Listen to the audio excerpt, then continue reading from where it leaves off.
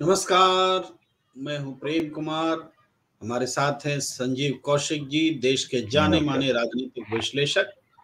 प्रणाम इंडिया में आप सबका बहुत-बहुत स्वागत है।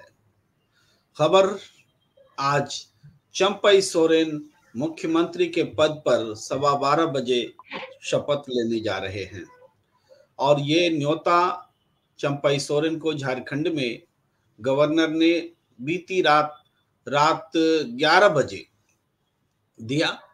और आप जान रहे थे कि 3 बार मुलाकात हुई, चंपई सोरेन की सरकार बनाने का दावा भी पेश किया, मुलाकात भी की, हर बार राज्यपाल कहते रहे हम आपको बताएँगे, लेकिन वो ये नहीं कह पा रहे थे कि आप बहुमत साबित कीजिए या आपके पास आंकड़ा नहीं है।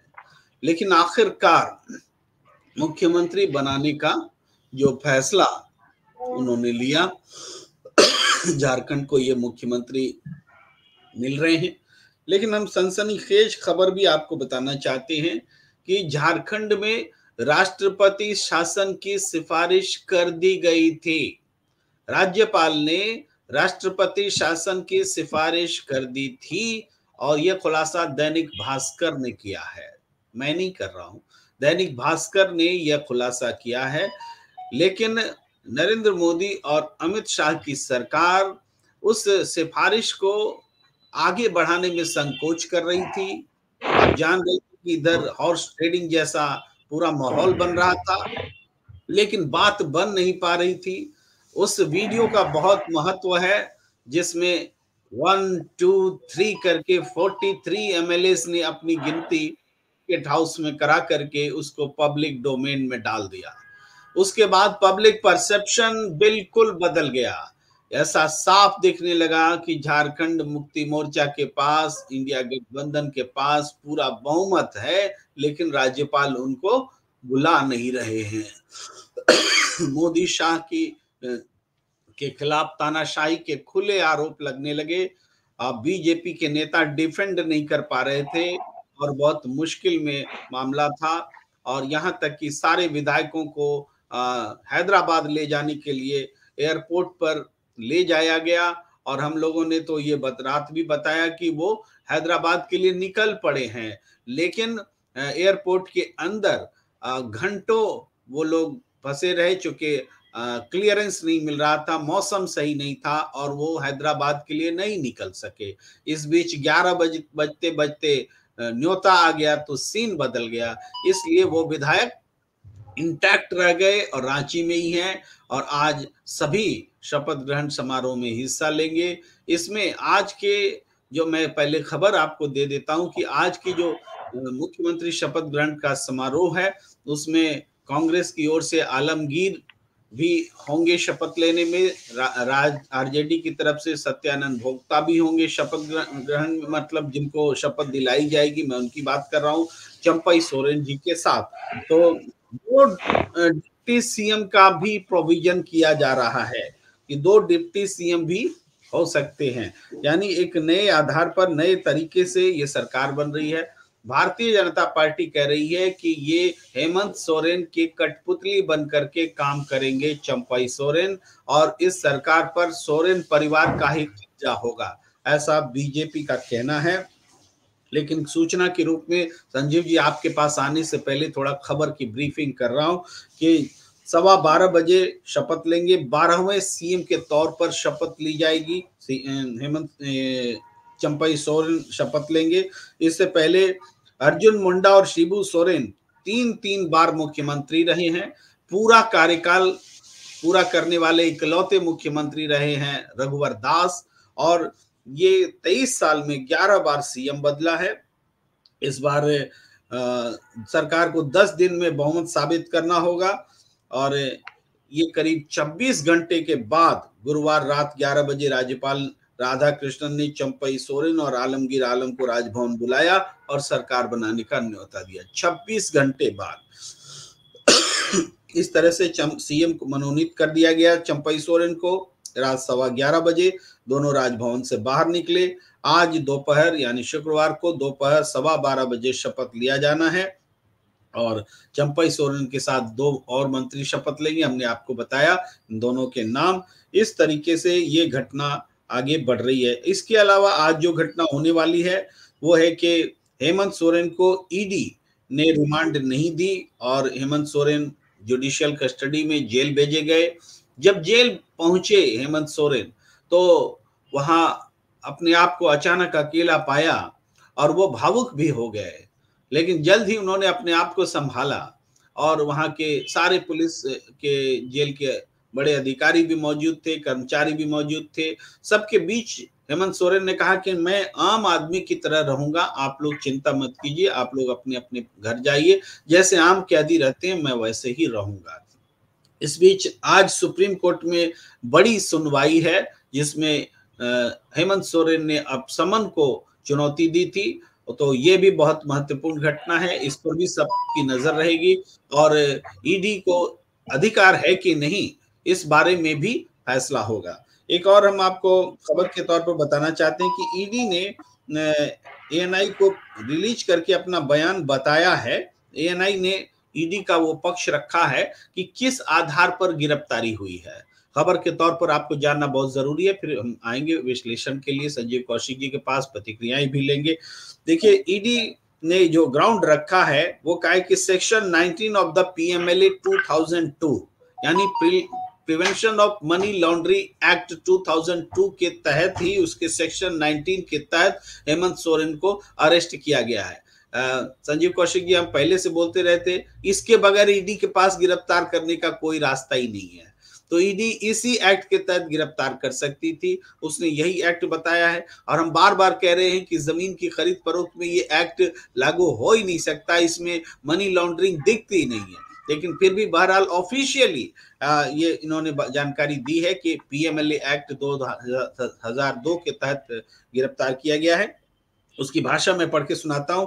The property measuring approximately 8.5 acres each proceed of crime which has been in authorized and illegal possession and use of Hemant Soren. He has directly indulged in the process connected with acquisition, possession, and the use of proceeds of crime.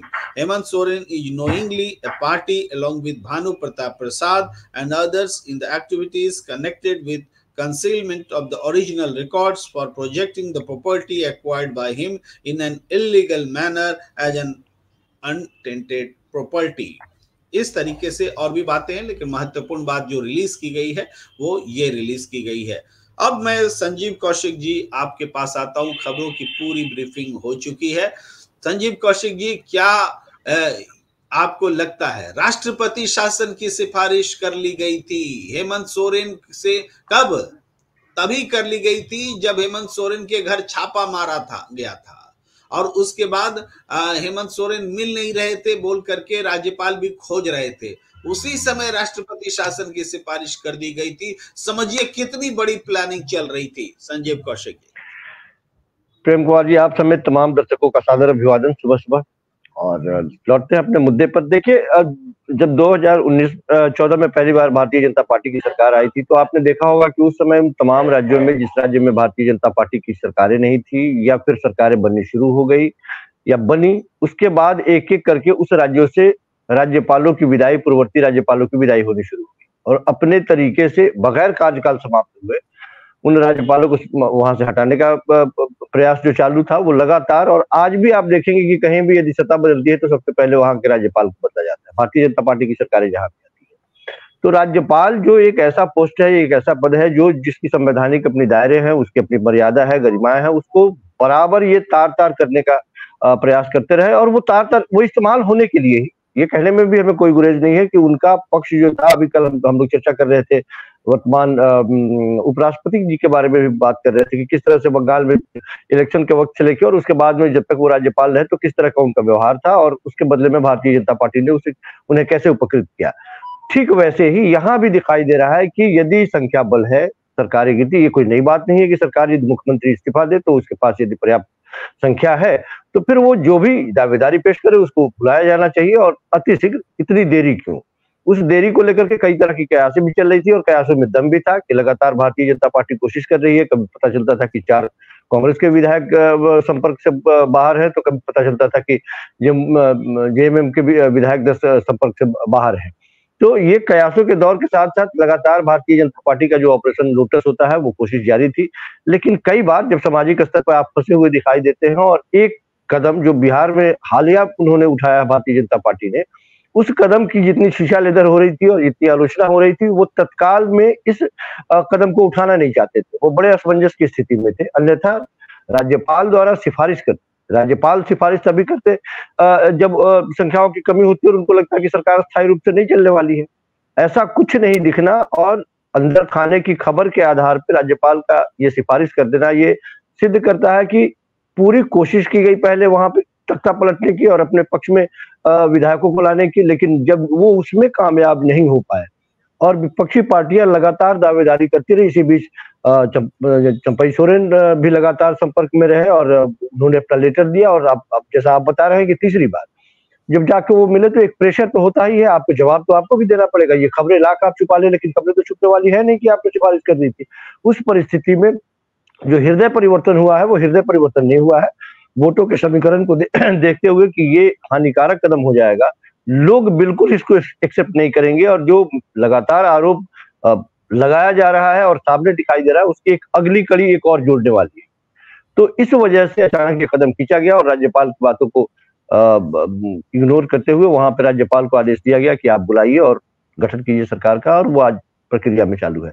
लेकिन इन पूरे घटनाक्रम से एक बात तो तय हो गई कि भारतीय जनता पार्टी अब वहां जो विपक्ष में है उनके नियत में क्या था, चल क्या रहा था और राजभवन का इस्तेमाल कैसे किया जा रहा था, या फिर राजभवन कैसे केंद्र सरकार के चरणों में झुकता हुआ दिखाई दे रहा था, इसकी ये बानगी है। जी संजीव कौशिक जी, अपने दर्शकों को बता दूं कि राज्यपाल जरूर राष्ट्रपति के प्रतिनिधि होते हैं और उनकी अनुशंसा पर ही धारा 356 का उपयोग होता है, राष्ट्रपति शासन लगता है। लेकिन ये अनुशंसा केंद्रीय गृह मंत्रालय से होते हुए राष्ट्रपति तक पहुंचती है। गृह मंत्रालय उसकी जब संस्तुति करता है, राष्ट्रपति की ओर आगे बढ़ाता है, तभी ये धारा 356 की प्रक्रिया आगे बढ़ती है। तो राज्यपाल ने तो सिफारिश कर दी थी, लेकिन अपने मोटा भाई और मोदी जी, इन दोनों के बीच में बहुत सोच विचार चलता रहा और आखिरकार ये जब सिग्नल मिला राज्यपाल को कि राष्ट्रपति शासन लागू नहीं किया जा रहा है, हम उस सिफारिश को आगे नहीं बढ़ा रहे हैं, तब राज्यपाल ने उनको चंपई सोरेन को मुख्यमंत्री के लिए आमंत्रित किया। आप उन स्थितियों को, उस समय को समझिए जब राज्यपाल के पास पूरी सशरीर झारखंड मुक्ति मोर्चा के सारे विधायक खड़े हो गए और कहा कि गिन लो भाई, हम हैं, हमारे पास संख्या है। एक ने इस्तीफा दिया है और दूसरे को नेता हम लोगों ने चुन लिया है।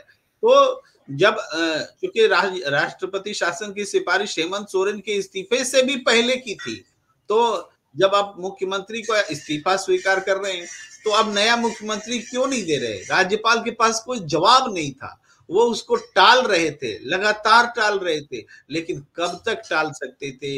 एक बार, दो बार और आखिरकार तीसरी बार चंपई सोरेन को बुलाकर उन्होंने कहा कि आप सरकार बनाइए। तो ये एक पूरा सिलसिला रहा। हमारे पास बहुत सारी प्रतिक्रियाएं। संजीव कौशिक जी, एक सवाल पूछा जा रहा है आपसे, सौरभ यदुवंशी पूछ रहे हैं कि क्या भाजपा नहीं जानती कि जब सरकार चली जाएगी, सत्ता चली जाएगी, तब बीजेपी कार्यकर्ताओं और नेताओं का क्या हाल हो जाएगा? इस प्रश्न को पूछने से पहले मैं भी एक लाइन टिप्पणी करना चाहता हूं कि ऐसा थोड़े है कि हिंदुस्तान में बदले की कार्रवाई के हिसाब से लोकतंत्र चले, तब हम वैसी वैकल्पिक सत्ता का क्यों समर्थन करेंगे जो भारतीय जनता पार्टी के कार्यकर्ताओं पर बदले की भावना से जुल्म करे? तब हम भी उस सत्ता के खिलाफ खड़े रहेंगे, क्योंकि बदला लेने के लिए लोकतंत्र नहीं होता है। जी संजीव कौशिक जी, हम भी अपने दर्शक को यही जवाब देना चाह रहे थे। मेरे जहन में भी यही बात आ रही थी जो आपने कहा कि ठीक है, वो यदि गलत कर रहे हैं तो देश की जनता कम से कम ये समझ तो रही है, यदुवंशी जी ये बात समझ तो रहे हैं कि सरकार का ये रवैया बेहतर नहीं है, भारतीय जनता पार्टी का ये रवैया बेहतर नहीं है। बस जनता को ये बात समझ में आनी चाहिए कि कौन सरकार तानाशाह के तौर पे काम कर रही है। जनता जिस दिन ये बात समझ जाएगी उस दिन वो तख्ता पलट करेगी, दूसरी सरकारें आएंगी। लेकिन दूसरी सरकारों से भी उस तरह के व्यवहार की उम्मीद हम नहीं रख सकते हैं, क्योंकि लोकतंत्र में यदि आज आप शिकायत कर रहे हैं तो कल यदि दूसरी सरकारें आएंगी वैसा ही व्यवहार करेंगी तो फिर वो कोई और शिकायत करेगा। तो ये लोकतंत्र के लिए बेहद खतरनाक है। हमारा मानना यह है कि यदि इस तरह की घटनाएं हो रही है जो सामने दिख रही है, तो आप अपना आक्रोश उस बैलेट पेपर और वोटों का बटन दबा के ईवीएम के द्वारा आप अपना आक्रोश व्यक्त करें और ऐसी सरकार को उखाड़ फेंके जो आपको लगता है कि लोकतंत्र के हित में नहीं है। इससे बेहतर विकल्प कुछ नहीं हो सकता है, यदि आपको ऐसा लगता है तो। जी जी जी, हम आपको इससे पहले कि आगे और प्रतिक्रिया दिखाएं, लालू प्रसाद यादव की प्रतिक्रिया हम दिखाना चाहते हैं हेमंत सोरेन की अरेस्टिंग पर। इससे पहले इंडिया गठबंधन के तमाम नेताओं ने प्रतिक्रिया दी थी। राहुल गांधी, मल्लिकार्जुन खड़गे, अरविंद केजरीवाल, ममता बनर्जी, सब लोगों ने प्रतिक्रिया दी थी, लेकिन लालू प्रसाद यादव की प्रतिक्रिया हमने दर्शकों को नहीं दिखाई थी। ये प्रतिक्रिया हम आपको दिखाना चाहते हैं। लालू प्रसाद ने कहा कि हम मजबूती से हेमंत के साथ हैं। झारखंड की लोकप्रिय सरकार के जनप्रिय आदिवासी मुख्यमंत्री हेमंत सोरेन को केंद्र की तानाशाही सरकार प्रताड़ित कर रही है। भाजपा के यह घिनौने हथकंडे अल्प समय के लिए परेशान तो कर सकते हैं, पर पिछड़े, दलित, आदिवासी, अल्पसंख्यक और हाशियों पर रहने वाले समूहों के संकल्प और महत्वाकांक्षाओं को पराजित नहीं कर सकते। भाजपा का डर जग जाहिर है और जनता भी यह बात समझ चुकी है। हम मजबूती से हेमंत के साथ हैं। ये लालू प्रसाद जी का ट्वीट था। और इसके अलावा एक और हम बताना चाहते हैं, राहुल गांधी ने भी एक ट्वीट किया, उसको भी हम लगे हाथ दिखा दे कि राहुल गांधी ने कहा कि ईडी, सीबीआई, आईटी आदि हैं भाजपा की विपक्ष मिटाओ सेल। ईडी, सीबीआई, आईटी आदि सब सरकारी एजेंसियां नहीं रही, अब यह भाजपा की विपक्ष मिटाओ सेल बन चुकी हैं। खुद भ्रष्टाचार में डूबी भाजपा सत्ता की सनक में लोगों को तबाह करने का अभियान चला रही है। ये राहुल गांधी की टिप्पणियां हैं। इन टिप्पणियों के आलोक में अब मैं संजीव कौशिक जी आपके पास आता हूं, और हमारे दर्शक अभी लिख भी रहे थे कि ऐसे समय में राहुल गांधी ने मोर्चा संभालना चाहिए, जिससे डर भय का वातावरण ना रहे। क्या कहेंगे संजीव कौशिक जी? ठीक है, राहुल गांधी तो हर मोर्चे पे आपको खड़े दिखाई दे रहे हैं और वो डरने वाले लोगों में से नहीं है। वो लगातार लोकतंत्र के प्रहरी के तौर पर आम जनता को जगाने का प्रयास कर रहे हैं और जनता के साथ खड़े भी हैं। वो उसका परिणाम भी दिख रहा है। हताशा में भारतीय जनता पार्टी के लोग इस तरह का कदम तो उठा रहे हैं, लेकिन कौन नहीं जानता विपक्षी पार्टियों की यदि बात करें तो इसका सचमुच में इसका इस्तेमाल किया जा रहा है। सीबीआई कब दौड़ना शुरू करती है, एक लंबी फहरिस्त की बात जब हम करते हैं तो साफ दिखाई देता है कि कितने ऐसे, कल भी इस पे हम लोगों ने चर्चा की कि कितने ऐसे नेताओं का नाम गिनाया जाए जो अभी कुछ मंत्री हैं, कुछ उप मुख्यमंत्री हैं, कुछ मुख्यमंत्री हैं, तमाम वो लोग भ्रष्टाचारी के तौर पे पहले जाने जाते थे और भारतीय जनता पार्टी ने ही भ्रष्टाचार का आरोप लगाया था उनके ऊपर। तो ये इनका भ्रष्टाचार से जी। आज राहुल गांधी की भारत जोड़ो यात्रा झारखंड में प्रवेश कर रही है, तो इस हिसाब से जो प्रश्न आपके सामने हमने पुट किया, हमारे दर्शक ने रखा कि राहुल गांधी को ऐसे समय में, संकट की घड़ी में लीड करना चाहिए। मौका भी है और एक अपॉर्चुनिटी भी है कि झारखंड की सरकार रीस्टोर हो रही है और राहुल गांधी की यात्रा आज शाम 5:30 बजे झारखंड की धरती पर पहुंच रही है। जी, निश्चित तौर पे राहुल गांधी यदि झारखंड पहुंच रहे हैं आज इस यात्रा के साथ, और झारखंड में इतनी बड़ी गतिविधियां, राजनीतिक गतिविधियां हो रही है और साफ दिखाई दे रहा है कि वहां भी लोकतंत्र के गला को घोटने का प्रयास किया गया, जिसमें भले उनको सफलता नहीं मिली लेकिन उन्होंने प्रयास तो किया, वो दिखाई दे रहा है। और इस पर इतने हमलावर राहुल गांधी पहले से ही इन सारे संस्थानों पे हमलावर रहे हैं। वो खुलेआम आंकड़ों के साथ वो बात करते हैं। इसके वजह से उन्होंने क्या क्या नहीं झेला है, उसके बावजूद वो झुकने को तैयार नहीं है लगातार। तो ये इसका असर तो होगा ही और झारखंड में भी व्यापक रूप से उनको समर्थन मिलेगा इस बात को लेकर के, क्योंकि ये बात बिल्कुल सही है कि सत्ता पक्ष जो केंद्र में है उसकी नीतियों के विरोध में वो तमाम लोग हैं और तमाम पार्टियां हैं। जिस तरह की नीतियां भारतीय जनता पार्टी लेकर के चल रही है उसके जेहन में एक ही बात है कि या तो आप आ जाइए हमारे खेमे में, कल भी, परसों भी, तरसों भी, कोई परेशानी नहीं होती यदि जेएमएम के लोग यदि ये मन बना लेते या मूड बना ले। आज यदि मूड बना ले, मन बना ले तो तुरंत बाहर होंगे, कोई पूछने वाला नहीं होगा, फिर वो भी प्रतिष्ठित तौर पे अपनी राजनीति करेंगे और वो भी विजय कोमल जी ने आप जो कह रहे हैं वो लगभग वही बात लिखी। It is very good that the leaders in Jharkhand is not BK, वो बीके नहीं। अब लगातार कोशिश तो जारी थी। मैंने कहा कि कोशिश तो वो हर जगह कर रहे हैं ना, मजबूत इतने हो गए हैं वो। 10 सालों के शासनकाल में जितनी मजबूती और जितने आर्थिक रूप से अपने आप को शायद दूसरी पार्टियां समृद्ध नहीं कर पाई, कांग्रेस समृद्ध नहीं कर पाई, लंबे समय तक 6 दशक से ज्यादा शासन करने के बाद में भी वो मजबूती नहीं रही जिस तरह से वो ये मजबूती अपने पैसों के बदौलत जब चाहे जहां चाहे सत्ता परिवर्तन की बात करते हैं और बड़े ढिठाई के साथ ये भी कहते हैं कि बिकाऊ घोड़े हैं तो हम खरीद लेते हैं।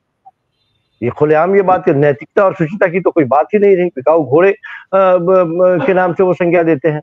और ये कह के वो लगातार उस पर आक्रमण करने का प्रयास करते हैं। ऐसा नहीं है, वो उन्हें डराते हैं, धमकाते हैं, ले जाते हैं। आप बताइए कि कल किस तरह के अफरा तफरी के माहौल में पूरा झारखंड लगा हुआ था कि विधायकों को कहां ले जा रहा था, क्यों ले जाया जा रहा था, कौन नहीं जानता है कि किससे बचाने का प्रयास किया जा रहा था, किस तरह की रणनीति भारतीय जनता पार्टी द्वारा बनाई जा रही थी।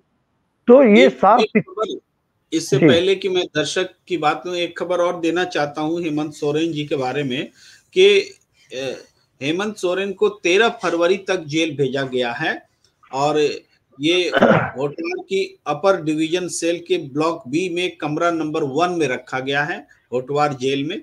और जमीन घोटाला मामले में गिरफ्तार हेमंत सोरेन को गुरुवार को ईडी के विशेष जज दिनेश राय की कोर्ट में पेश किया गया। ये कम लोगों को जानकारी है कि ईडी के कोर्ट में उनको पेश किया गया और वहां से उन्होंने 13 फरवरी तक न्यायिक हिरासत में भेज दिया बिरसा मुंडा केंद्रीय कारा होटवार और उन्हें अपर डिवीजन सेल के ब्लॉक बी में कमरा नंबर 1 में रखा गया। उनकी अगली पेशी 13 फरवरी को होगी। ईडी ने कोर्ट से हेमंत सोरेन को पूछताछ के लिए 10 दिन की रिमांड पर देने का आग्रह किया है। हालांकि ईडी को यह रिमांड मिला नहीं है, लेकिन इन सब के बावजूद ये तो ईडी की विशेष कोर्ट का फैसला था, लेकिन आज सुप्रीम कोर्ट में जो सुनवाई होनी है उससे तय होगा कि हेमंत सोरेन जेल में रहते हैं या बाहर रहते हैं या फिर उनकी ईडी को उनके मामले में एक्शन लेने का अधिकार है या नहीं। बहुत नजर है इस खबर पर। जी मैं ये प्रश्न फराह शकीब जी पूछ रहे हैं कि राज्यपाल, न्यायाधीश, जांच एजेंसी और तमाम संवैधानिक पदों और संस्थाओं के इकबाल को तिलांजलि दी जा चुकी है और जनता भी शायद यही निजाम चाहती है। क्या आप सहमत हैं कि जनता भी शायद यही निजाम चाहती है? जी ठीक है, जिस जनता ने सरकार को चुना है और सरकार मजबूती के साथ पिछली बार आई, उसके बाद 2019 में आई और मजबूत होकर आई, तो मेरा मानना यह है कि जनता को कई बार जनता को लगता है कि नहीं, वादे जो किए गए, जो काम कर रहे हैं उसमें से उनको बताया जाता है कि बहुत सारे काम बाकी हैं, हम मजबूती के साथ आएंगे और काम करेंगे। लेकिन जो ही 10 साल का वक्त कम नहीं होता है। पहले सरकारें बनती थी तो पंचवर्षीय योजनाएं बनाई जाती थी कि क्योंकि सरकारें 5 साल की है, योजनाएं 5 साल की होंगी और उसके अंदर में उसको संपादित कर दिया जाएगा। लेकिन अब योजनाएं बनाई जा रही है, आप देख लें, 20 साल, 10 साल, 25 साल, 2047 तक की योजनाएं बनाई जा रही, इस तरह की योजनाएं बनाई जा रही। अब तो ये संजीव कौशिक जी, कभी पद पर रहते हुए कोई प्रधानमंत्री ये नहीं बोलते कि अगला बजट हम ही पेश करेंगे। ये तो जनादेश का, जनता का और होने वाले चुनाव का अपमान है कि अभी उसका फैसला आया और आप खुद अपनी ही पार्टी में लोग आपको ही प्रधानमंत्री बना देंगे। ये आप कैसे मान लेते हैं? यानी आप अपनी पार्टी में भी लोकतंत्र की गरिमा को धूमिल कर रहे हैं कि अगला चुनाव जब जीतेंगे तो प्रधानमंत्री भी हम ही बनेंगे और जीतेंगे, ये भी निश्चित है। जी संजीव, देखिए प्रेम कुमार जी, इतने मजबूत लोकतंत्र की दुहाई देने वाले और विश्व के सबसे बड़े पार्टी के नेता होने के बावजूद वो लोग कुछ मामलों में खुद जब आप उनकी बातों को गौर से देखेंगे तो फंसते हुए दिखाई देते हैं। दूसरे पार्टी पर वो लगातार हमलावर रहते हैं, कांग्रेस पे हमलावर रहते हैं, परिवारवाद पे हमलावर रहते हैं, राहुल गांधी पे हमलावर रहते हैं। हमारे यहाँ कोई प्रधानमंत्री बन सकता है, कोई भी प्रधानमंत्री बन सकता है, हमारे यहाँ कोई भी अध्यक्ष बन सकता है। हमारे यहाँ किस प्रधानमंत्री के चयन और किस उनके यहाँ अध्यक्ष की बात कर ले, कब चयन हुआ और किस तरह से किसके कौन उनके बरक्स खड़ा हुआ, नड्डा साहब हो, अमित शाह हो या वो तमाम जितने लोग उनके अध्यक्ष बने, कोई खड़ा नहीं होता। वो कुछ लोग क्या गिने चुने ऊपर से शीर्ष के जो लोग हैं वही लोग सारे, हम दूसरे नामों से नवाजना नहीं चाहते जो लोग जिन शब्दों का इस्तेमाल करते हैं, लेकिन चलती उन्हीं की है। वो जिस पे उंगली रख दे, जो चाहे वही करे।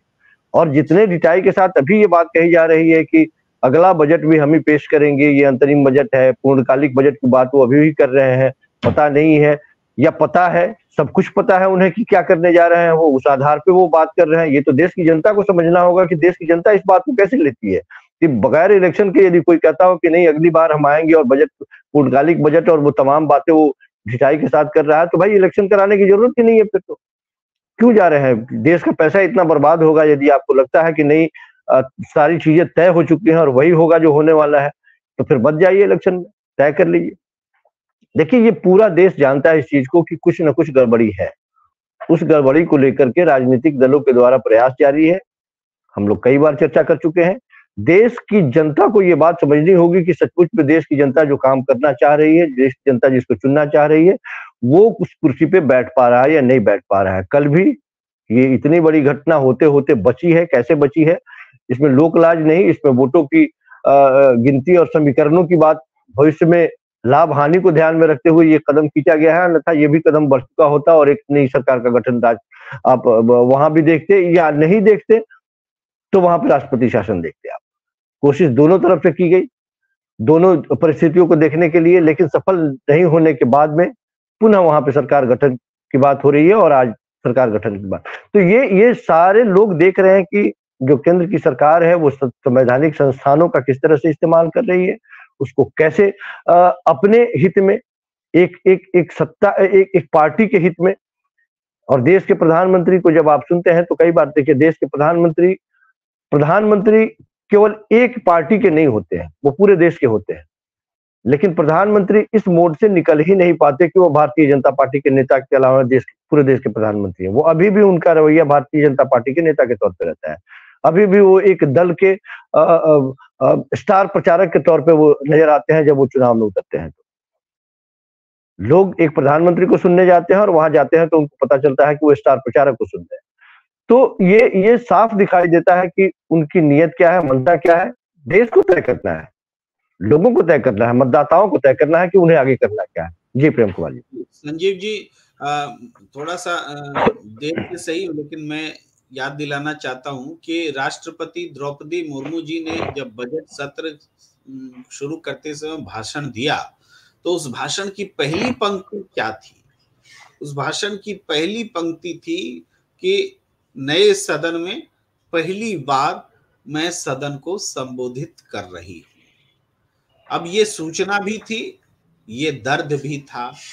अब ये बात भी थी, अगर हालांकि ये परंपरा रही है कि बजट सत्र से पहले संयुक्त सत्र को राष्ट्रपति संबोधित करते हैं, लेकिन अगर इस बार उनको शपथ ग्रहण नहीं वहां मौजूद होने के लिए नहीं बुलाया जाता तो क्या होता?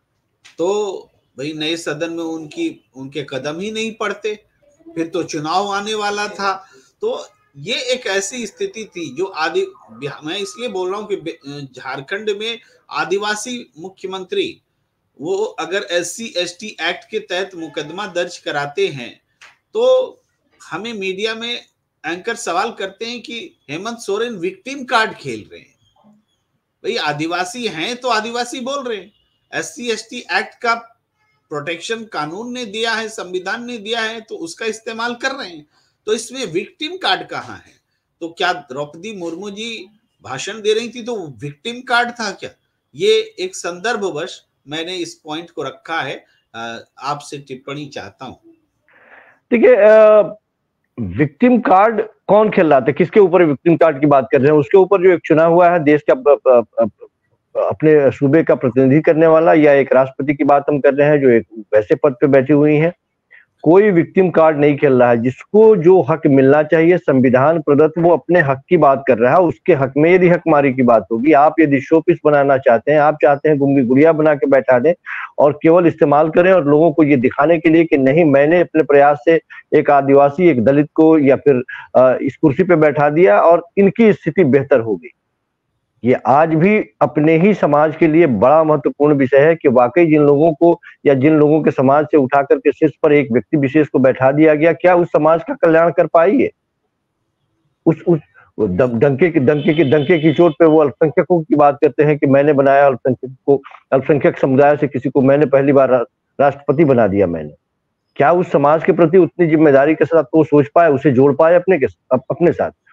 तो ये दो मुही बातें हैं। दिखाने के लिए जो शोपीस के तौर पे वो इस्तेमाल करते हैं, अपने ही उनकी पार्टी की बात कर ले, जिस पार्टी में, जिस समाज या जिस धर्म के लोगों के बारे में वो डंके की चोट पे कहते हैं कि कोई वैमनस्यता नहीं है, वोटों की गिनती लगातार बढ़ती चली जा रही है, उनका प्यार भी हमें मिलता चला जा रहा है, उसमें उसका प्रतिनिधित्व आप निकाल के देख लें कि कितना प्रतिनिधित्व करते हैं वो, कितने लोगों को वो करीब अपने लाते हैं, और साफ दिखाई दे जाएगा। जी जी जी, प्रतिक्रियाएं बहुत सारी आ रही हैं और ये प्रतिक्रियाएं अन्याय के खिलाफ आवाज हैं। मैं सारी प्रतिक्रियाओं को ले तो सकता नहीं, लेकिन उन प्रतिक्रियाओं को स्क्रीन पर जरूर रख रहा हूं, आप देखें। और एक एक प्रश्न और मैं करना चाहता हूं संजीव कौशिक जी आपसे, क्योंकि बजट कल ही पेश किया गया है, बहुत सारी बहस भी हुई, हम लोग भी बजट में के दौरान टीवी स्क्रीन पर बने हुए थे,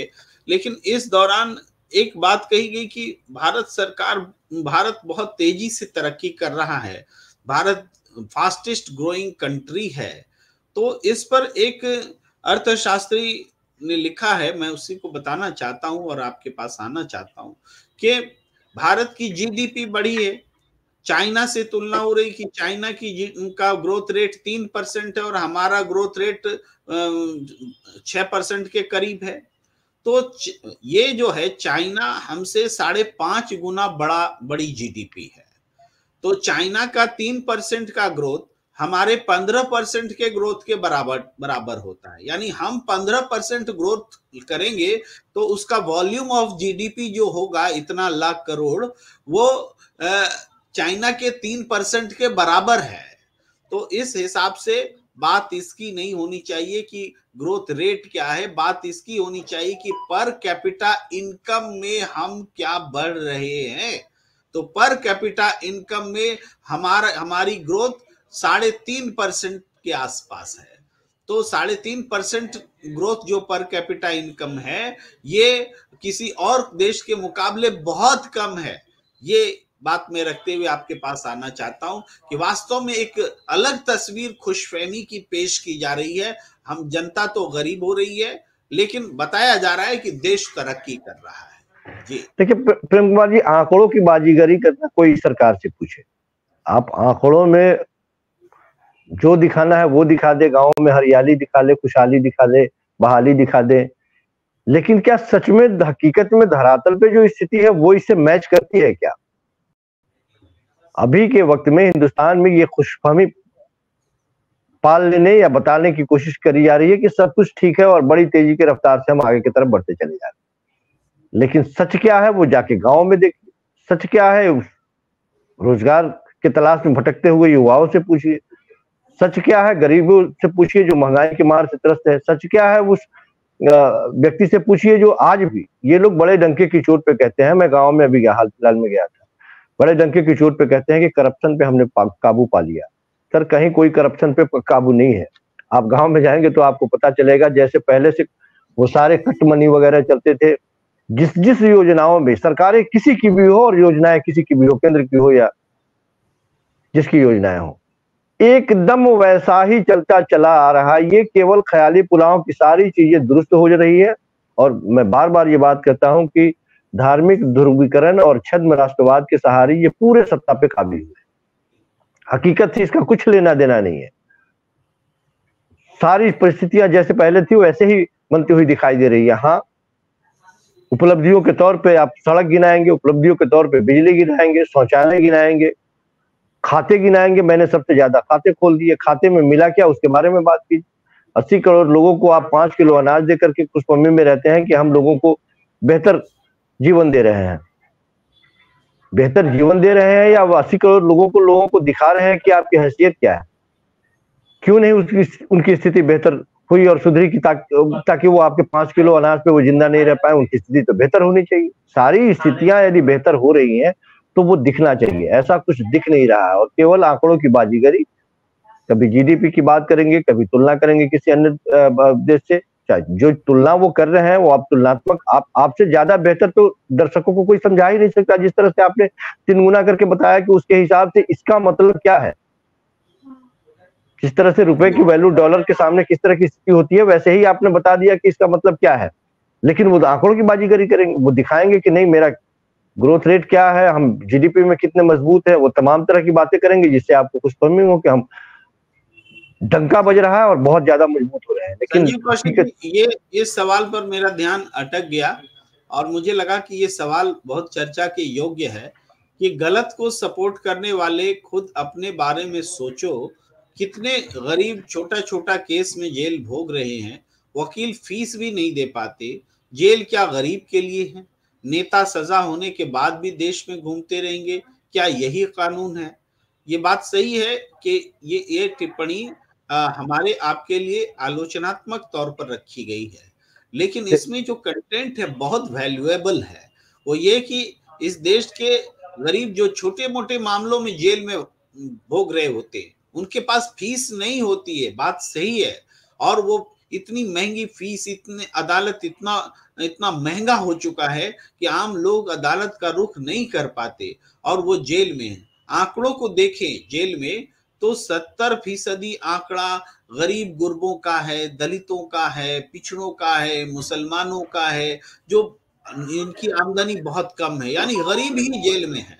और जाहिर बात है राजनीतिक लोग भ्रष्टाचार के मामलों में फंसते रहते हैं, उनकी चर्चा भी हो जाती है, उन पर बात भी हो जाती है, लेकिन उन गरीबों की बात नहीं हो पाती। ये बहुत अहम और चिंताजनक बात है संजीव कौशिक जी। हालांकि अभी जो हेमंत सोरेन की हम बात कर रहे हैं, ये बिल्कुल पॉलिटिकल मामला है, करप्शन से ज्यादा बड़ा मामला राजनीतिक है, एक सरकार को गिराने की कोशिश का मामला है, इसलिए हम उसको उस रूप में ले रहे हैं। हम कहीं से भी उस करप्शन का बचाव नहीं कर रहे हैं जिसमें जिसके तहत हेमंत सोरेन को बुलाया गया है, पूछा गया है।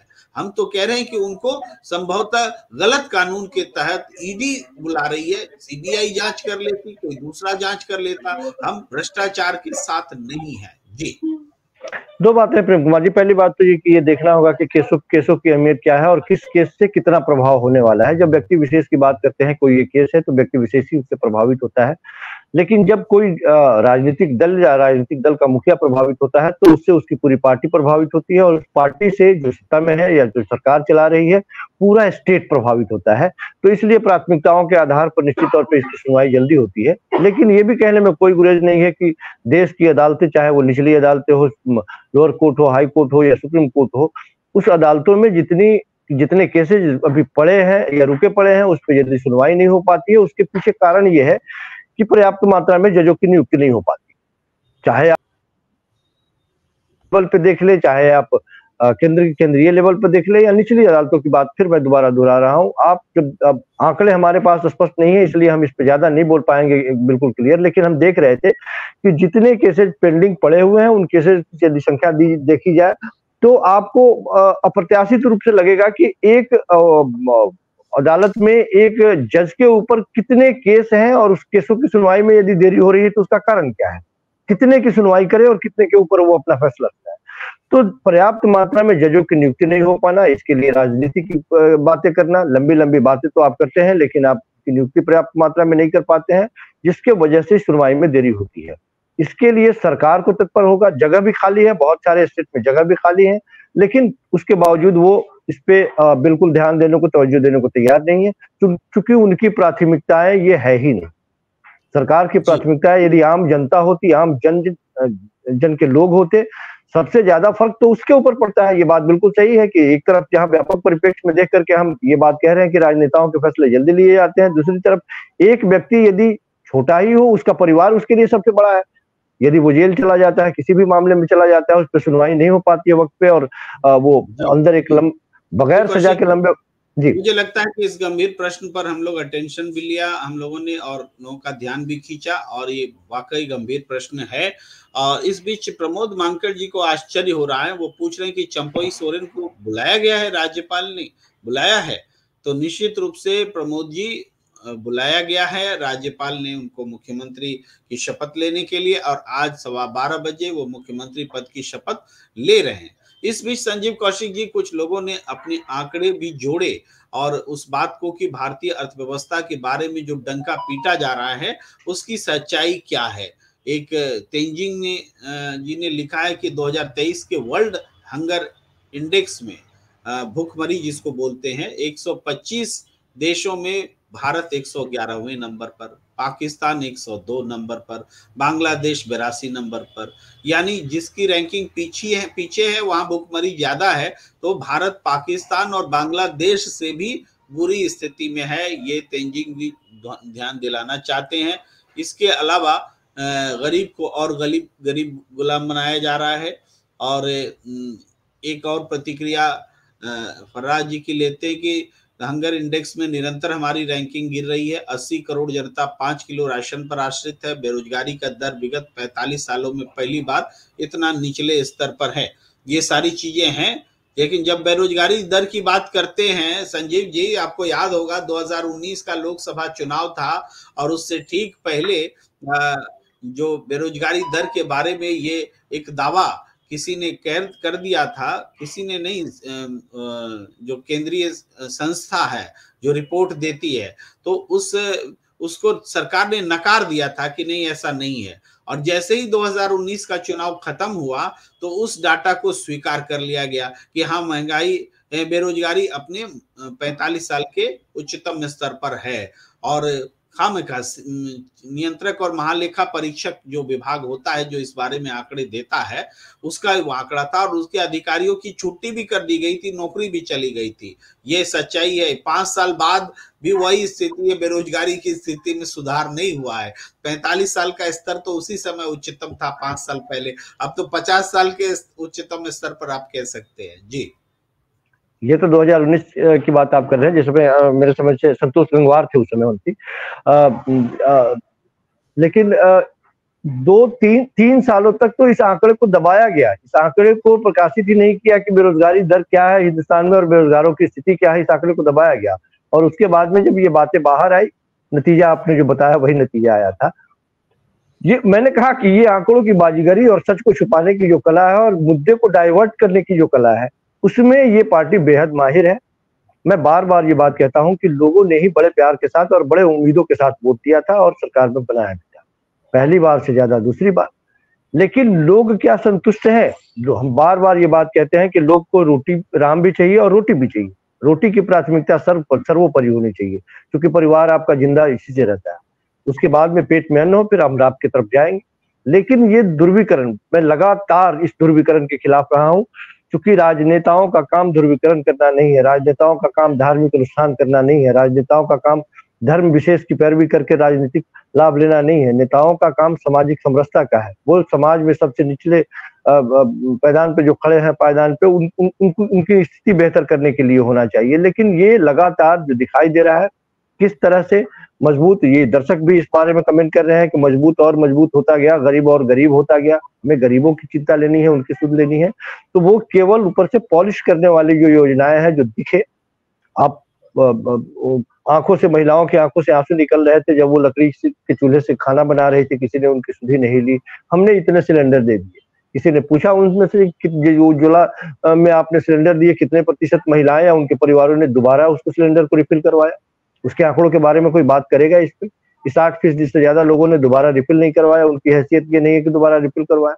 वो सिलेंडर के चूल्हे के ऊपर अपना बक्सा रखती हैं, पेटी रखती हैं और खाना चूल्हे पे बनाती हैं, लकड़ी के चूल्हे पे बनाती हैं। तो केवल योजनाओं को गिनाने के लिए कि हमने बेहतरी किया, ये जनता बताएगी। ये जनता को सोचना है, जनता को देखना है कि वाकई सरकार ने जो कहा वो आप तक पहुंच पाया क्या, या आपको उससे क्या मिला।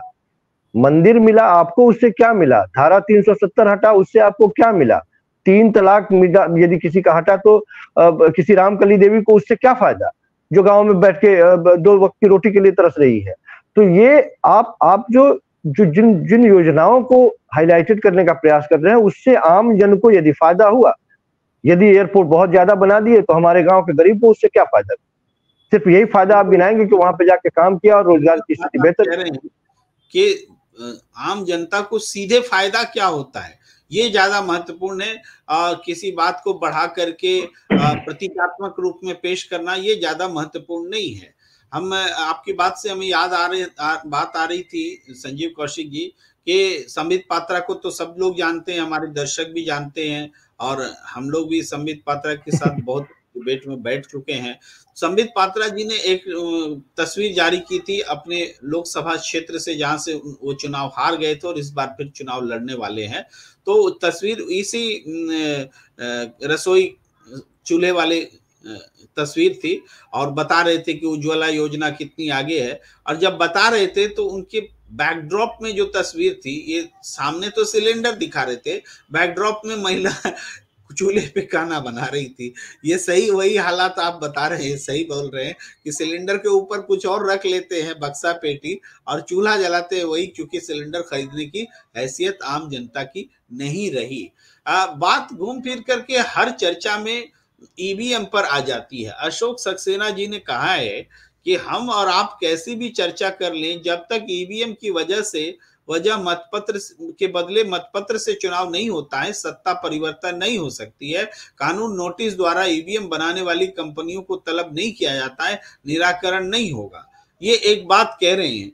लेकिन संजीव कौशिक जी, ईवीएम के प्रति लोगों में जागृति है और लोगों में गुस्सा भी है कि बदलाव होना चाहिए, आवाज उठ रही है। और इस आवाज की एक तस्वीर जो कल भी महाराष्ट्र में बहुत बड़ी रैली हुई वामसेप की, परसों भी दिल्ली में घेराव हुआ चुनाव आयोग का, तो वहां भी बहुत बड़ी भीड़ देखी गई और आने वाले समय में भी कार्यक्रम लिए जा रहे हैं। तो ईवीएम के प्रति जनता स्वयं सड़क पर आने लगी है, राजनीतिक दलों का भरोसा नहीं है। एक तस्वीर के बाद मैं आपके पास आता हूं। ईवीएम हटाओ, ईवीएम हटाओ,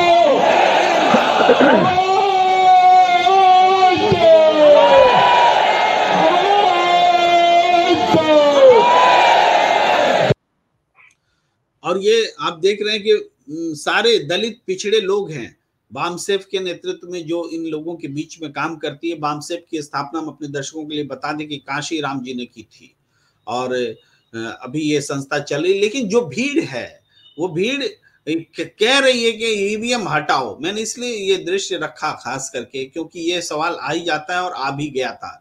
तो संजीव कौशिक जी, ईवीएम का जो दुरुपयोग हो रहा है, ये जो संदिग्ध हो गया है, इससे जो चुनाव हैक होने लगे हैं, इसके खिलाफ, जबकि इसके पक्ष में सत्ता है, इसके पक्ष में चुनाव आयोग है, तो इसके पक्ष में जनता नहीं है, लेकिन जनता का बड़ा वर्ग अभी वोकल होना बाकी है। देखिए, ईवीएम के पक्ष में बस एक लाइन में यही है कि आपने कहा वो सच है कि इसके पक्ष में केवल सरकार और चुनाव आयोग, जनता कभी नहीं है ईवीएम के पक्ष में। और वो लोग पक्ष में है जो सरकार के साथ है। तो जाहिर सी बात है कि वो लोग तो सरकार के साथ होंगे ही होंगे, जो सरकार की बात के आधार पर चल रहे हैं और सब कुछ हाँ में हाँ मिला रहे हैं। वो सारे जिस तरह के काम करने वाले लोग हैं और किस परिस्थितियों में कैसे उनको जोड़ के रखा है और सरकार किस तरह का इस्तेमाल करती है, वो भी हम जानते हैं। तो ईवीएम के प्रति जो आक्रोश है, जो मुझे लगता है कि आपने जो दृश्य दिखाया शायद वो जंतर मंतर का है, जहां तक मैं पहचान पा रहा हूं। तो ये महाराष्ट्र का दृश्य है। अच्छा, ये महाराष्ट्र का दृश्य है ये जी। तो लेकिन लोगों का इतने मात्रा में सड़कों पे होना, वो भी ईवीएम के खिलाफ और इस तरह की नारेबाजी के साथ, या ईवीएम के प्रति ये आक्रोश दिखाता है कि यदि आने वाले दिनों में ईवीएम का निस्तारण या ईवीएम अपनी विश्वसनीयता खोता है तो कहीं जनता के अंदर ये विद्रोह की भावना न पैदा कर दे कि आप जबरदस्ती हमारे वोटों की लूट कर रहे हैं। क्योंकि ये जो दृश्य दिखाई दे रहा था, इतने मात्रा में लोग जो खड़े थे, वो केवल उतने ही लोग नहीं थे, उनके साथ साथ वो सारे लोग हैं जिनकी सोच इसके साथ मिलती है, जो लोग परेशान हैं इनसे, जिन लोगों को ये बात लगता है कि हमारे साथ गलत हो रहा है, हमारे वोटों के साथ गलत हो रहा है, हमारे मत के साथ गलत हो रहा है। तो ईवीएम पे चर्चा वाजिब है और ईवीएम पे लगातार चर्चा होती रहेगी।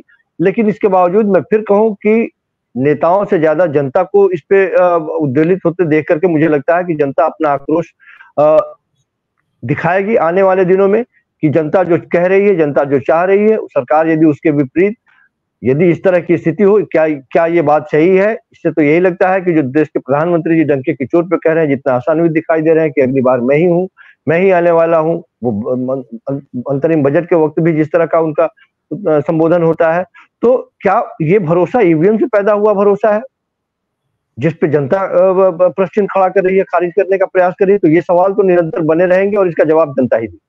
जी, एक इम्पोर्टेंट प्रश्न गौतम जी ने पूछा है कि राहुल गांधी की यात्रा जो है उसको गोदी मीडिया दिखाना, मतलब वो दिखाना न पड़ जाए, इसके लिए हेडलाइन मैनेजमेंट का काम चल रहा है। वो सीबीआई रेड, ज्ञान व्यापी और तमाम तरह के मुद्दे ही वो कह रहे हैं। तो क्या आपको यही लग रहा है कि राहुल गांधी झारखंड भी आने वाले थे तो झारखंड का खेला हो गया, बिहार आने वाले थे तो बिहार में खेला हो गया, अब वो यूपी जाएंगे तो यूपी में भी खेला होगा क्या? लेकिन सरकार तो वहां उनकी अपनी है। कब तक सरकारें हेडलाइन मैनेज करती रहेंगी प्रेम कुमार जी? हमने देखा है पिछली बार भी राहुल गांधी यात्रा पे थे, तमाम उन मुख्य धारा की मीडिया पर कोई चर्चा नहीं हो रहा था, लेकिन जब कारवां बढ़ता चला गया और अंत में सोशल मीडिया पे जब बाढ़ आ गई, दूसरा कुछ दिखाई नहीं देता था, तो यही मुख्य धारा की मीडिया मजबूर होकर के आई उस रास्ते पे और स्क्रीन पे जगह दी उसने। लोकतंत्र में राजनेता वही है जो जनता के हित के लिए, जनता के लिए, जनता के साथ सड़कों पर बेपरवाह होकर निकल जाए, बगैर अंजाम के बारे में सोचे। और ये काम राहुल गांधी अभी कर रहे हैं। पूरे हिंदुस्तान के लोग जो विपक्ष की आवाज है, जो विपक्ष की सोच के साथ जुड़ते हैं, जिनको लगता है कि जो सरकार है वो बेहतर काम नहीं कर रही है, हमें बरगला रही है, वो सारे लोग लगातार हुजूम के तौर पे जो बढ़ता हुआ दिखाई दे रहा है। ये छुपने वाली बात है आज के वक्त। मुख्य धारा की मीडिया नहीं दिखाए, दिखाने वाले दिखा रहे हैं। किसी ने नहीं दिखाया ईवीएम के विरोध में इतने बड़े लोग खड़े हैं, हंगामा महाराष्ट्र में हो रहा है, किसी ने नहीं दिखाया, लेकिन क्या ये छुप पाया? सारे लोगों के बीच में। आजकल तो टीवी की मुख्य धारा की मीडिया है उसके बारे में सब लोग जानते हैं कि कैसे मैनेज किया जाता है, कैसे उनको डायरेक्शन दिया जाता है कि किस मुद्दे पे, मुद्दा सुबह में कुछ और होता है और शाम होते होते जी मुद्दा कुछ और होता है, शाम होते होते डायरेक्शन मिलता है ऊपर से, सारी चीजें बदल जाती है। पार्टी के नेताओं को जो चीज बोल के भेजा जाता है कि आपको किस मुद्दे पे बात करनी है, इस सवाल के जवाब में किसी और मुद्दे पे बात करनी है, तो वो तमाम चीजें तय करी जा रही है और जनता प्रबुद्ध है। जनता ये बात समझ रही है कि हमारे सरोकारी मुद्दों से दूर करके किसी और मुद्दे पर भटकाया जा रहा है, लेकिन इसके बावजूद ये छिप नहीं पाएगा। राहुल गांधी के इस शो को कितना भी इग्नोर कर ले, लेकिन जो हुजूम और जो कारवां जुड़ता हुआ दिखा है वो निश्चित तौर पे मीडिया भी थम के आएगी, क्योंकि मीडिया को भी भीड़ चाहिए ही चाहिए, चाहे वो मुख्य धारा की हो तब या फिर सोशल मीडिया हो तब, भीड़ तो उसे भी चाहिए। संजीव कौशिक जी, आखिर में हम इस चर्चा के आखिर दौर पे हैं और उस प्रश्न पर लौटते हैं, उस झारखंड की सियासत पर लौटते हैं कि एक गेम प्लान जो झारखंड की सरकार को गिराने का था, जो हेमंत सोरेन की गिरफ्तारी और ईडी के माध्यम से, एक तरफ ईडी भेजो दूसरी तरफ सरकार गिराओ, ऐसी कोशिश थी। इस कोशिश के पीछे हमारे एक दर्शक ने लिखा कि इसके पीछे झारखंड की कोयला खदानों को अपने मित्र के हाथों सौंपने की एक साजिश है। यह भी एक बहुत बड़ा एंगल है संजीव कौशिक। कोई नई बात नहीं है। सरकार साफ दिखाई देती है कि किस तरह से अपने उन व्यापारिक घरानों का ख्याल रखती है और उन घरानों का ख्याल रखने के लिए किस लेवल तक वो जा सकती है। हमने देखा है कि प्राइवेट किसी संस्थान हो या किसी कंपनी के विज्ञापन पर पहली बार हमने देखा कि देश के प्रधानमंत्री के भी चेहरे, हमने जियो के विज्ञापन में देश के प्रधानमंत्री का चेहरा देखा था, हमने पेटीएम के विज्ञापन में देश के प्रधानमंत्री का चेहरा देखा था, जिस पेटीएम को बैन कर दिया गया। तो हमने देखा है कार्रवाई चालू है, लेकिन कार्रवाई हो रही है, उसने अपना स्पष्टीकरण दे दिया है, उसके कामकाज को गलत बताया है और उस पर नियंत्रण, उस पर शिकंजा कस दिया है। जी जाहिर सी बात है किसी तरह से कोई ना कोई अनियमितता की बात तो हुई है। जिस कंपनी और जिस संस्थान के लिए देश के प्रधानमंत्री के चेहरे का इस्तेमाल किया जाए, तो हमने देखा है कि कई बार, एक बार नहीं कई बार देश के प्रधानमंत्री ने जो इशारों में बात की है, कभी खुल के सामने आए हैं। वो अपने व्यापारिक घराने जो भी उनके मित्र हैं उनके लिए वो खुल के काम करते हैं और उसका लाभ उनको मिलता है। यदि किसी दर्शक के मन में ये आशंका है और यदि उसने इस बात पे निगाहें दौड़ाई है और हमें भी रोशनी मिला के दिखाने का प्रयास किया है, तो वो गलत नहीं है, बिल्कुल सही है। ये आप बिल्कुल सही कह रहे हैं संजीव कौशिक जी। प्रधानमंत्री जैसे पद का विज्ञापन में उपयोग नहीं होता है, लेकिन आपको याद होगा, आपकी बात से मुझे याद आ रहा है, जब जियो लॉन्च हो रहा था तो मुकेश अंबानी के साथ वो खड़े थे प्रधानमंत्री जी। उद्घाटन की बात नहीं कर रहा हूं, ये तो प्रधानमंत्री जी का हक होता है, जिम्मेदारी भी होती है, लेकिन सामने जो एड लगा हुआ था जियो का, तमाम अखबारों के मुख्य पृष्ठ पर, प्रेम कुमार जी, तमाम अखबारों के मुख्य पृष्ठ पे हमने देखा था और आपने देखा था। जी ऐड दिया गया था, ऐड में प्रधानमंत्री थे और वो उस जियो सिम का इस्तेमाल, बारीकी से अगर इस घटना की जांच होगी तो हर किसी को सिम देते समय एक मोबाइल कंपल्सन के साथ उसी तरह का सिम लेने के लिए बाध्य किया जा रहा था और फिर आधार कार्ड से देने के लिए बाध्य किया जा रहा था। इस तरीके से पूरे आंकड़ों का संकलन किया गया और उन्हीं आंकड़ों की मदद से इस देश में बहुत खेल हुआ है। ये भी बात है कि ये सारे आंकड़े, सारा डाटा बेस इकट्ठा किया गया और उसके बाद से ही ये ईवीएम के भी खेल में मदद मिली। तो आज इस चर्चा को यही विराम देना चाहते हैं। कुछ प्रतिक्रियाएं लगातार आ रही हैं, मैं जल्दी पढ़ लेता हूं। देखिए, नीतीश कुमार वाला खेल भी जनता का ध्यान भटकाने के लिए ही था। 370 का मतलब भी प्राकृतिक संसाधन के लिए है। महाराष्ट्र की सरकार भी अडानी ने गिराई, कारण बिजली विभाग। अडानी को बेचने से उद्धव ठाकरे ने मना कर दिया था। पेटीएम का भी प्रचार किया था, ये नरेंद्र मोदी जी की तरफ कह रहे हैं। पेटीएम का ऐड तो कोविड पीरियड के टाइम आया था सर, ये बिल्कुल सही बात कर रहे हैं। कोविड पीरियड के टाइम आया था जब डिजिटल और ट्रांजैक्शन की बात की जा रही थी और डिजिटल क्रांति की बात की जा रही थी। तो इस तरीके से हमने विविध विषयों पर बातचीत की है और आप सबका हम आभार जताना चाहते हैं। लेकिन संजीव कौशिक जी एक अपील करेंगे, नियमित रूप से करते हैं। जी प्रेम कुमार जी, रोजाना की तरह आज भी मेरा अपील यही है कि हमारे तमाम उन दर्शकों से, आपकी स्क्रीन पे एक छोटा सा बार कोड दिखाई दे रहा होगा, यदि आप हमें मदद करना चाहते हैं या इस तरह की निष्पक्ष पत्रकारिता जहां हम बेबाक रूप से अपनी बात रख पाते हैं और आपकी बातों पर विचार भी करते हैं और चर्चा भी करते हैं, यदि आप हमें मजबूत करना चाहते हैं और लगातार चाहते हैं कि हम आपके साथ बने रहें, आपका प्यार ऐसे ही मिलता रहे, तो आप अपना सहयोग उस बार कोड के माध्यम से हमें कर सकते हैं। जो भी आपको लगे हमारे लिए एक्सेप्टेबल होगा, और नहीं तो कम से कम हमारे इस यूट्यूब चैनल को लाइक करें, सब्सक्राइब करें, शेयर करें, बेल आइकन को भी दबाएं ताकि हमारे जो भी प्रोग्राम हमारे यहाँ शुरू हो वो कम से कम उसकी सूचना आप तक पहुंच जाए। और ऐसे ही आपका प्यार हमें मिलता रहे, ऐसे ही प्रतिक्रियाओं पर हम चर्चा करते रहे। हमारी कोशिश होती है कि आज के इस दौर में जहां आवाजें दबाई जा रही है, निष्पक्ष रूप से हम आपकी आवाज बने, आपकी बात करें, आपके मन की बात करें। वो एक तरफा बात नहीं हो, वो संवाद हो। सूचनाएं हमारे पास है, उस सूचनाओं के आधार पर आप प्रतिक्रिया और हम दोनों के बीच में ये सार्थक वार्तालाप, जिसे हमें भी अच्छा लगता है, शायद आपको भी अच्छा लगता होगा। फिर दोबारा मिलते हैं सुबह कल 9 बजे। नमस्कार। हमें दीजिए इजाजत। नमस्कार।